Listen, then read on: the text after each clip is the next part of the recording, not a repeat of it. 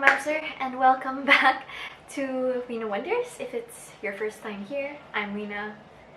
This is a Booktube channel.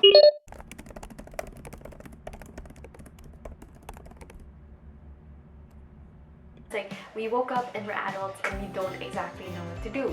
There's so many things that are sort of contradicting when it comes to our ideals, what we want to be, who we think we're supposed to be, and who we actually are. And so today I kind of want to talk about something that impacts all of us: book buying.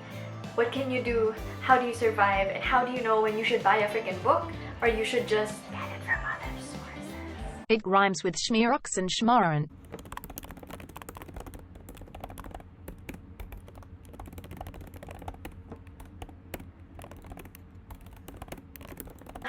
I guess you have to decide like what level your enthusiasm for collecting these books are and why you're doing it. So in my case, I was kind of confused at first, honestly. I was the baby of the workplace. I was a fresh grad, 22 years old.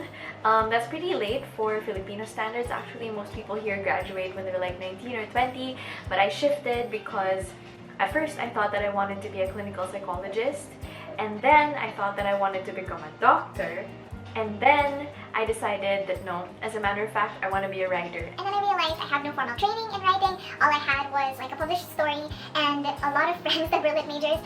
And also one workshop where there were established workers.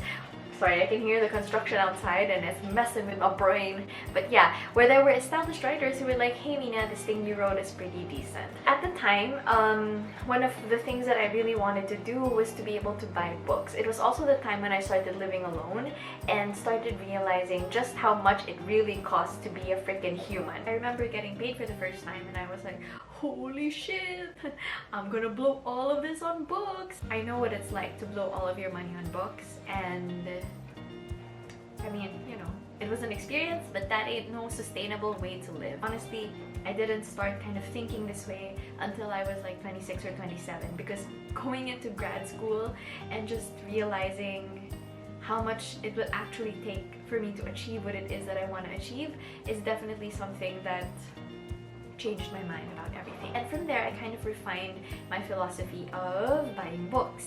And I think the main thing is to stop lying to yourself.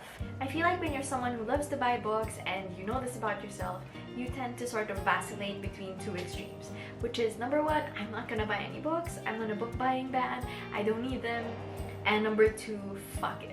Like, I'm gonna buy all of these books because I worked hard and I'm sleep deprived and I fucking deserve it. And I guess the trick is to just stay somewhere in the middle.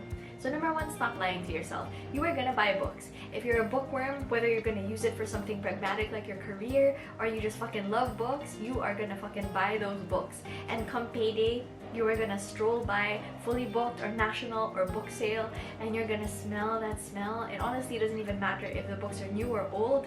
What you want is that high that you get from like and you imagine like a whole life for this book. You're like, yeah, me and Anne Carson, yes, I saw somebody somewhere on Booktube talk about that. And you are gonna end up buying it.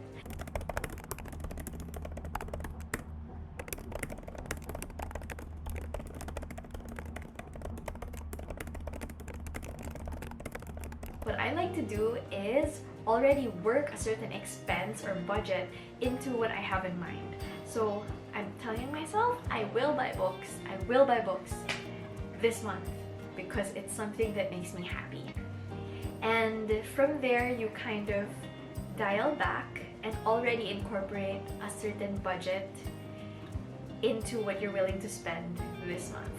So there are certain things I think that should factor into what your budget actually is.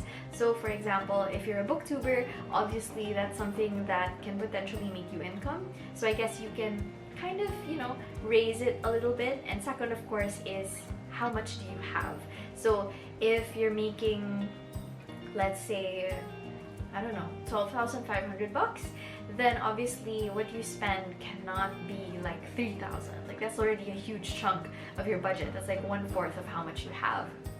So I think you would dial it down to like 1,000 maybe, or let's say 500 per cutoff. I think that it's very important to kind of know the scale and know your priorities as well.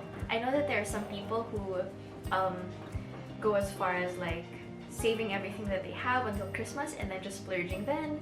Really, it's up to you. You just have to know your priority. So for me, it's very important for me to kind of buy books regularly because number one, I'm taking my MFA, so I literally need to buy certain books, and now the libraries are closed, so I can't borrow any of those books. And then there are people who like it's their hobby but they don't need the physical copy.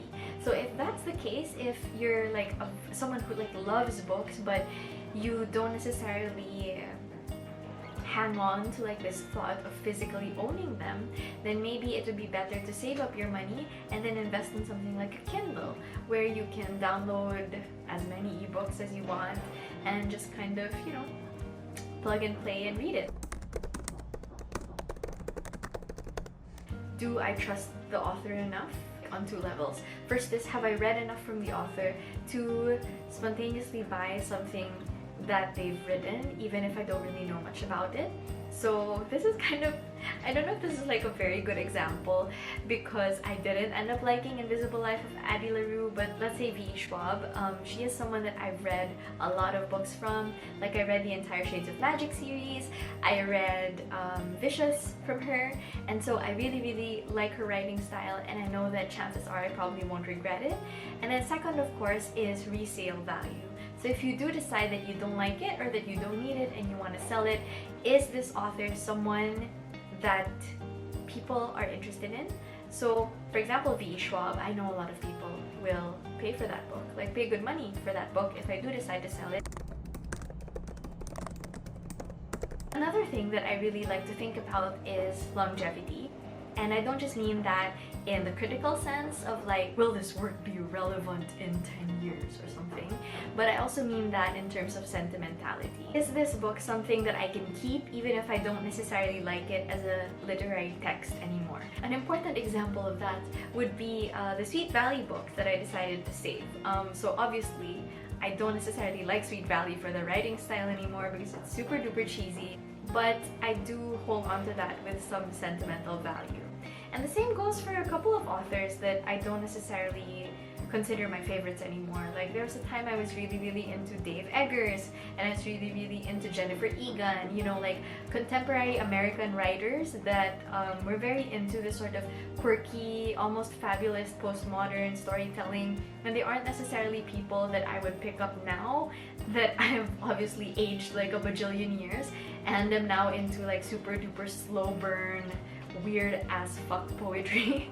Yeah, but I still keep them because I still like that feeling of remembering what it was that was on my mind at the time and what it was that I enjoyed about those books. So I guess that's it for this first episode of the Late Millennial Existential Crisis. A couple of friends of mine were like the late quarter life crisis, and someone else was like, you should call it the early midlife crisis. And I'm like, I hate that my options are like living until 60 or living until 120. I hope you guys enjoyed this video. Don't forget to like if you liked and subscribe if you haven't already, and I'll see you guys next time. Bye!